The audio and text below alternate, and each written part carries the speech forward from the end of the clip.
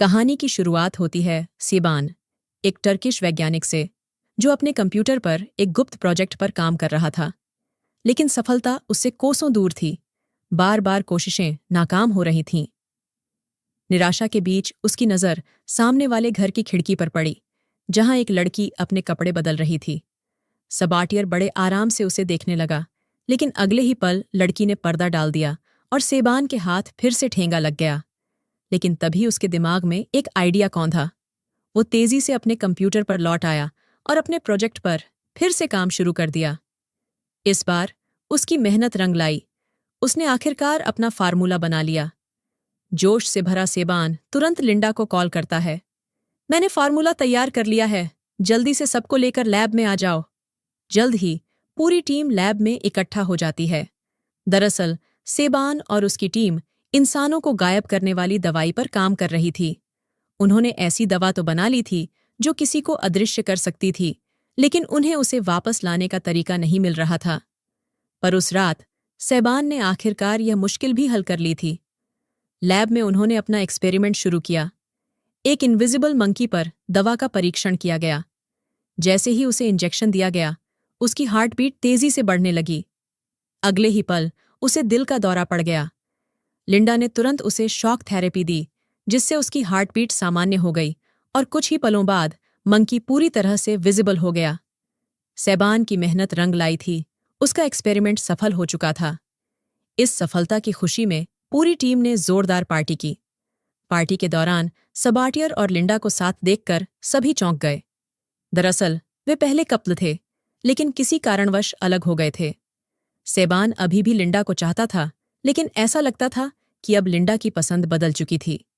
अगले दिन पूरी टीम आईवीसी रिसर्च सेंटर गई ताकि अपने एक्सपेरिमेंट की रिपोर्ट दे सके। लेकिन वहां जाकर सबाटियर ने एक अनोखा खेल खेला। उसने कुछ भी बताने से मना कर दिया। हम अभी भी रिसर्च कर रहे हैं, उसने अधिकारियों से कहा। बहुत जल्द हम फार्मूला को पूरी तरह परख लेंगे। बाहर आते ही लिंडा और मैथ्यू गुस्से से फट पड़े। हमने तो फार्मूला बना लिया है, फिर तुमने उन्हें बताया क्यों नहीं? सेबान ने मुस्कुराकर जवाब दिया। अगर मैंने उन्हें बता दिया तो वे फार्मूला हमसे छीन लेंगे और सारा क्रेडिट खुद ले लेंगे। मैं खुद इसे अपने ऊपर टेस्ट करूंगा और फिर दुनिया को दिखाऊंगा। लैब लौटते ही सेबान और उसकी टीम ने सबको ये झूठ बोल दिया कि उन्हें इंसानों पर टेस्टिंग की परमिशन मिल चुकी है। बाकी वैज्ञानिक इसके खिलाफ थे, लेकिन जब उन्हें पता चला कि सेबान खुद अपने ऊपर टेस्ट करने जा रहा है, तो वे मान गए। अगले दिन सेबान ने अपने ऊपर ही फार्मूला का परीक्षण करने का फैसला किया। पूरी टीम तैयारी में जुट गई। दवा तैयार होते ही सेबान ने बिना किसी झिझक के इंजेक्शन खुद को लगा लिया। जैसे ही दवा शरीर में गई, दर्द की एक तीव्र लहर सेबान के पूरे शरीर में दौड़ पड़ी। उसकी त्वचा धीरे धीरे गायब होने लगी। कुछ ही पलों में वह पूरी तरह अदृश्य हो गया। एक्सपेरिमेंट सफल रहा, लेकिन असहनीय दर्द के कारण सेबान कुछ घंटों के लिए बेहोश हो गया। करीब 17 घंटे बाद जब उसे होश आया तो वह पूरी तरह इनविजिबल था। उसकी आवाज तो सुनी जा सकती थी, लेकिन उसकी मौजूदगी का कोई सबूत नहीं था। रात होते ही सभी वैज्ञानिक लैब से चले गए, लेकिन रोजिया ने सेबान की देखभाल के लिए वहीं रुकने का फैसला किया। जैसे ही सब चले गए, सेबान जाग उठा। उसने धीरे धीरे रोजिया की ओर कदम बढ़ाए। अगले ही पल उसने रोजिया के कपड़े खींचने की कोशिश की। रोजिया एक झटके में जागी। उसे लगा कि यह हरकत सबाटियर की ही है, लेकिन जब उसने पलट कर देखा तो सबाटियर तो आराम से सो रहा था। डरी सहमी रोजिया ने अगले दिन यह बात लिंडा और मैथ्यू को बताई, लेकिन वे इस पर यकीन करने को तैयार नहीं थे। कुछ देर बाद ईना वॉशरूम के लिए गई। जैसे ही उसने दरवाज़ा बंद किया, उसे अचानक महसूस हुआ कि वह वहां अकेली नहीं है। नाइट विजन ग्लासेस लगाकर वह इधर उधर देखती है, लेकिन उसे वहां कोई नजर नहीं आता। घबराकर सभी एक दूसरे से बातें करने लगते हैं। अगर कोई इंसान गायब हो सकता है तो वह कुछ भी कर सकता है। अब तो बाथरूम जाने में भी डर लगने लगा है। उन्हें महसूस होता है कि शायद सेबान के मन में गलत ख्याल आ रहे हैं। कुछ देर बाद वे सभी वहां से चले जाते हैं, लेकिन सबाटियर वहीं बैठकर यह सब सुन रहा होता है। लैब में लिंडा अपने प्रोजेक्ट पर अकेले काम कर रही थी। तभी अचानक सबाटियर पीछे से वहां आ जाता है। वह लिंडा को जबरदस्ती किस करने की कोशिश करता है और उसके साथ रातें रंगीन करने की बात करता है। लेकिन लिंडा, जो अब मैथ्यू से प्यार करने लगी थी, उसे झटक कर वहां से चली जाती है। अगले दिन, आज सेबियम को वापस विजिबल करने का दिन था। सभी उसे फिर से इंजेक्शन लगा देते हैं, जिससे उसकी पूरी बॉडी में असहनीय दर्द होने लगता है। लेकिन वह वापस दिखाई नहीं देता। उसकी हार्ट बीट धीरे धीरे बंद होने लगती है और कुछ ही पलों में वह फिर से पूरी तरह गायब हो जाता है। इसका मतलब उनका एक्सपेरिमेंट फेल हो चुका था। अब सेबियम हमेशा के लिए इनविजिबल रहने वाला था। तभी वे सभी उसे एक खास ग्लू पेस्ट लगाते हैं, जिससे वह आंशिक रूप से दिखाई देने लगता है। लेकिन नई फॉर्मूला बनाने की हर कोशिश नाकाम हो रही थी। 10 दिन बाद सेबान अब इस हालत से बुरी तरह परेशान हो चुका था। वह बाहर भी नहीं जा सकता था, न ही लैब में खुलकर घूम सकता था, क्योंकि उसने यह सब बिना परमिशन के किया था। एक दिन जब सभी चले जाते हैं, तो वह मार्टिन से कहता है, मैं थोड़ी देर के लिए बाहर जा रहा हूं। मार्टिन उसे रोकने की कोशिश करता है, लेकिन लैब का हेड तो सबाटियर ही था। वह उसे मना नहीं कर पाता, और जैसे ही सेबान बाहर निकलता है, मार्टिन तुरंत लिंडा और मैथ्यू को फोन करके इसकी जानकारी देता है। दूसरी तरफ सबाटियर अपने घर पहुंचता है और उसकी नज़र सामने वाले घर की खिड़की पर पड़ती है। वहां वही लड़की अपने कपड़े चेंज कर रही थी। सेबेस्टियन पिछले कई सालों से उसे देखता आ रहा था। आज उसकी गंदी फितरत जाग उठी थी। उधर जैनी बाथरूम में नहा रही थी। तभी ट्रिन ट्रिन डोरबेल बजती है। वह जल्दी से टॉवल लपेटकर बाहर देखती है, लेकिन वहां कोई नहीं था। जैसे ही वह लौटती है, फिर से डोरबेल बजती है। वह घबराई हुई गेट खोलती है, लेकिन इस बार भी वहां कोई नजर नहीं आता। उसे अजीब सा एहसास होता है, मानो कोई आसपास हो, और तभी पीछे से सेबियम उसे जकड़ लेता है।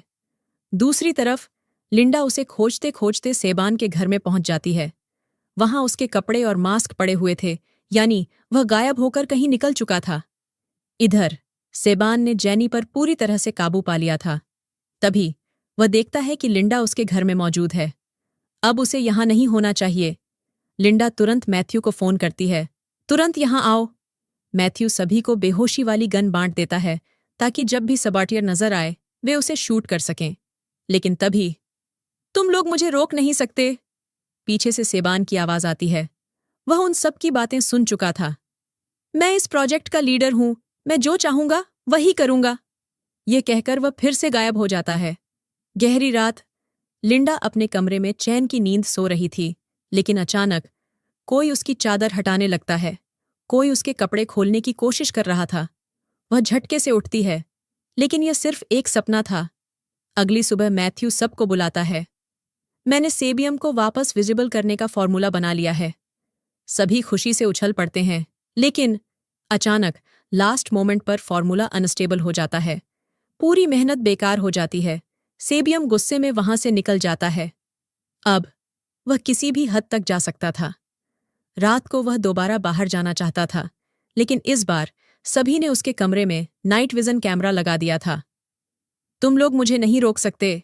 सेबेस्टियन लैब से सीटीवी जामर उठा लाता है और उसे कैमरे में फिक्स कर देता है। अब स्क्रीन पर वही वीडियो बार बार प्ले होगा, जिससे लगेगा कि वह यहीं सो रहा है। इसके बाद वह गायब होकर सीधा लिंडा के घर के पास पहुंच जाता है।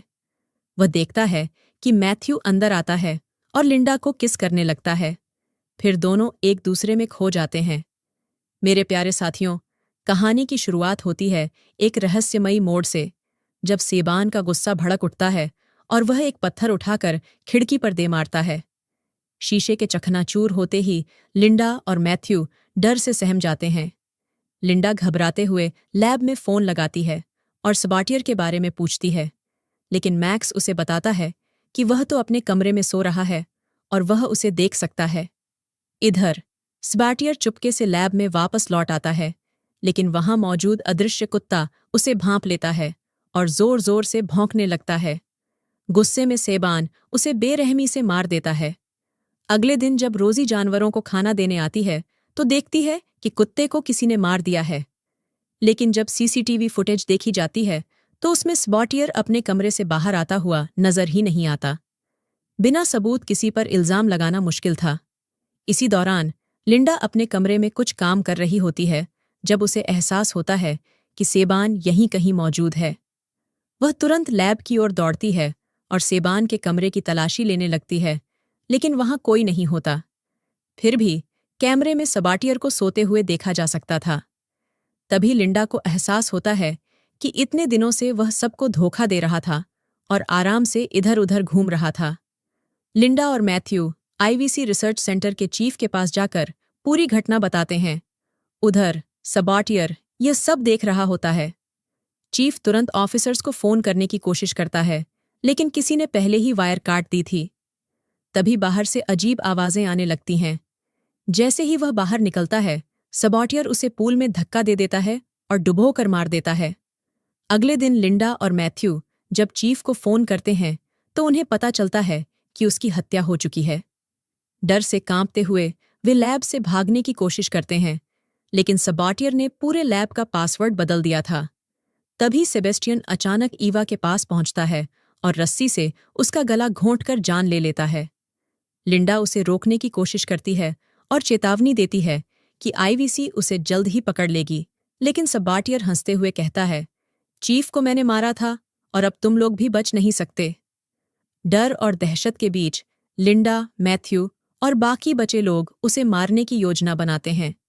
हथियारों से लैस होकर वे सेबान को ढूंढने निकलते हैं। लिंडा नाइट विजन की मदद से उसकी लोकेशन बताती है, लेकिन तभी सेबान अचानक प्रकट होकर मैक्स का गला दबाने लगता है। मैथ्यू उसे बचाने के लिए फायरिंग करता है, लेकिन मैक्स की जान नहीं बच पाती। डर का माहौल गहरा होता जाता है। रोजी को आभास होता है कि सेबान उनके करीब ही है, इसलिए वह लाल रंग का पाउडर चारों ओर फेंकने लगती है ताकि सबाटियर की छवि नजर आ सके। लेकिन इससे पहले कि वह कुछ कर पाती, सबाटियर उसे पकड़कर जान से मार देता है। अब सिर्फ लिंडा, मैथ्यू और मैक्स बचे थे। वे अपनी जान बचाकर भाग रहे थे, लेकिन तभी सेबेस्टियन ने मैक्स के पेट में धारदार चाकू घोंप दिया। दर्द से कराहते हुए वह वहीं दम तोड़ देता है। अब सिर्फ लिंडा और मैथ्यू बचे थे। आखिरी लड़ाई का समय आ चुका था। सबाटियर ने लिंडा को नीचे खींच लिया, लेकिन जैसे ही वह लिफ्ट के ऊपर गिरते हैं, सबाटियर एक आखिरी बार कहता है, आज एक आखिरी बार मुझे किस करने दो, फिर मैं तुम्हें मार दूंगा। मौका देखकर लिंडा अचानक लिफ्ट की रस्सी खोल देती है और सेबान लिफ्ट के साथ सीधा आग की लपटों में गिर जाता है। चीखों के साथ उसकी मौत हो जाती है। लिंडा और मैथ्यू सही सलामत बच जाते हैं और इसी के साथ यह भयावह कहानी खत्म हो जाती है। अगर अभी तक आपने मेरे चैनल को सब्सक्राइब नहीं किया है तो जल्दी से कर लीजिए। अगली रोमांचक कहानी तक बाय बाय।